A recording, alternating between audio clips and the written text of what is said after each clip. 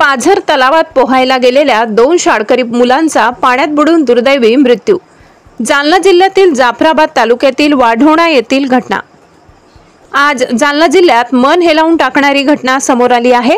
जिल्ह्यातील जाफराबाद तालुक्यातील वाढोणा येथे 2 शाळकरी चिमुकले हे शाळा सुटल्यानंतर गावाजवळ असलेल्या पाझर तलावात पोहायला गेले आणि जीवनाशी गेले आणि या घटनेमुळे संपूर्ण जिल्ह्यात हळहळ व्यक्त केली जात आहे। या मन हेलावून टाकणाऱ्या घटनेविषयी सविस्तर माहिती अशी।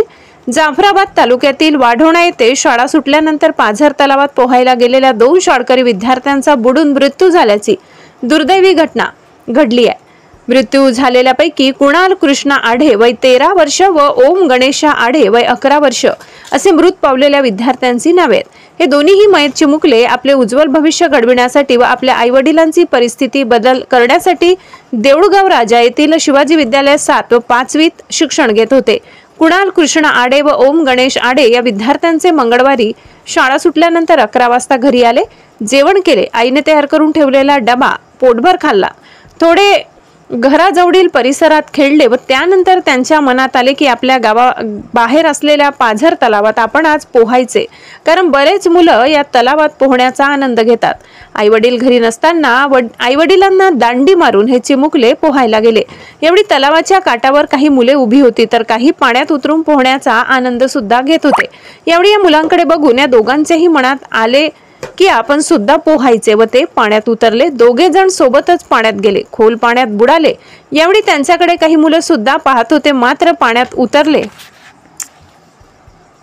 ते आता दिसत नसल्यामुळे याची माहिती त्यांनी तात्काळ ग्रामस्थांना दिली। यावेळी गावातील रमेश राठोड व इतर जणांनी तलावाच्या दिशेने धाव घेतली।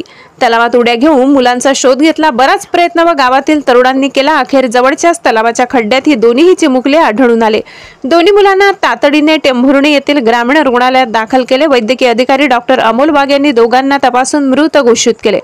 घटनेची माहिती घरच्यांना मिळताच आईवडिलांनी व नातेवाईकांनी एकच टाव फोडला, कारण ही दोन्ही चिमुकले आपल्या शाळेत आपल्या शिक्षकांचे आवडते होते, कारण ते अभ्यासात हुशार होते तसेच मैदानी खेळात सुद्धा हुशार होते। त्यामुळे संपूर्ण गाव तालुका या चिमुकल्यांच्या अचानक जाण्याने सुन्न झालाय। आता 2-3 दिवसात दीपावली आहे। प्रत्येकाच्या घरात दीपावली मोठ्या उत्साहात साजरी होणार।